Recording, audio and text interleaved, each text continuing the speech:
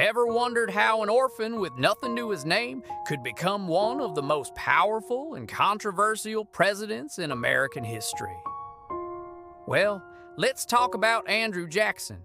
His story isn't just a chapter in a textbook. It's a saga of loss, war, and a relentless climb to the top. Imagine a young boy, barely a teenager, losing his entire family during the American Revolution. His mother, his brothers, all gone. He was left alone in a brand new nation with no money, no home, and no one to guide him. All he had was a fiery spirit and a temper that would become legendary. This wasn't the start of a story you'd expect to end in the White House, but Andrew Jackson was no ordinary man. He refused to be a victim of his circumstances. Instead, he channeled that fire into ambition. He taught himself law, passing the bar and becoming a prosecuting attorney in what was then the western frontier of North Carolina, the area that would later become Tennessee. Life on the frontier was rough and dangerous, but Jackson thrived in it. He was known for his toughness, his duels, and his unshakable will. He quickly made a name for himself, not just as a lawyer, but as a politician and a wealthy land speculator. He was a man on the move, building a life from the ashes of his childhood. He bought his first slave in 1788 and eventually owned a large plantation, the Hermitage, with hundreds of enslaved people. This is a critical and dark part of his rise, showing the deep contradictions of a man who would later be called a champion of the common man. But it was war that truly forged his national identity. When the War of 1812 broke out against Great Britain, Jackson, now a general in the Tennessee militia, was ready. His leadership was stern, unyielding. His men gave him a nickname that perfectly captured his spirit, Old Hickory, because he was as tough as the wood of a hickory tree. He endured hardships right alongside his soldiers, earning their fierce loyalty. He was demanding, but he was also a leader who commanded respect through his own resilience. And then came the moment that made him a legend, the Battle of New Orleans. In January 1815, Jackson led a diverse group of American soldiers, frontiersmen, free African Americans, and even pirates against a much larger, highly trained British force. The battle was technically fought after the peace treaty had been signed in Europe, but news hadn't traveled across the Atlantic yet. The outcome, however, was a stunning and decisive American victory. Jackson's forces suffered minimal casualties while inflicting thousands on the British. The news electrified the nation. America, a young and often underestimated country, had defeated the world's greatest military power in a landslide.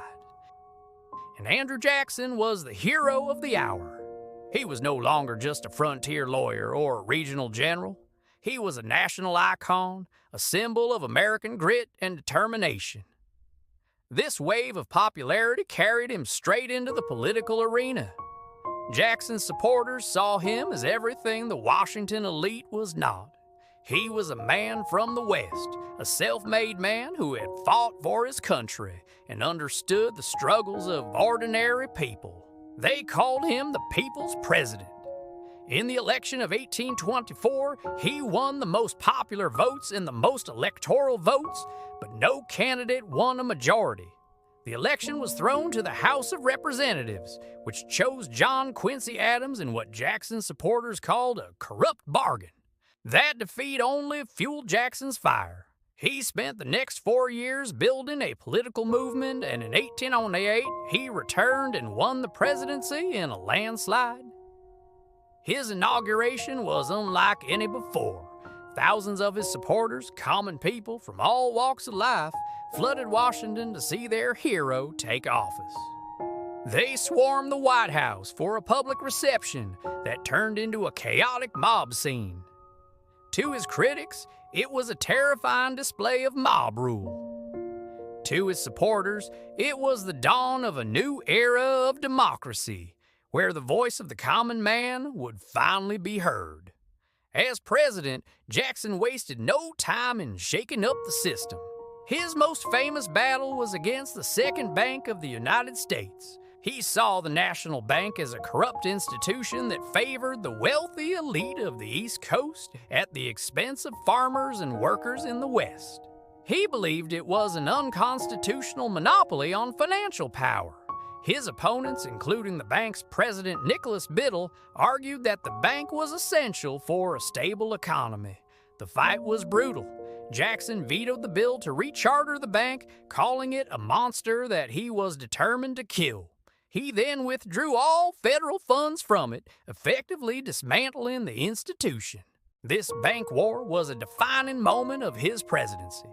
It resonated with his supporters who distrusted concentrated financial power, but it also led to an economic panic and was seen by his opponents as a dangerous overreach of presidential authority. This aggressive style was Jackson's trademark. He used the presidential veto more than all previous presidents combined, expanding the power of the executive branch in ways no one had before. His opponents were so alarmed by his actions that they formed a new political party, the Whigs, named after the British party that opposed the king. They called him King Andrew I, seeing him as a tyrant who ignored the Constitution and trampled on the other branches of government. They saw his spoil system, where he replaced government officials with his own loyal supporters, as a corrupt practice that put loyalty above competence. But there is no part of Jackson's legacy more controversial or more tragic than his policy toward Native Americans.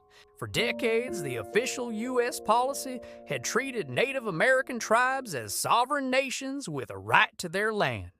But Jackson saw things differently.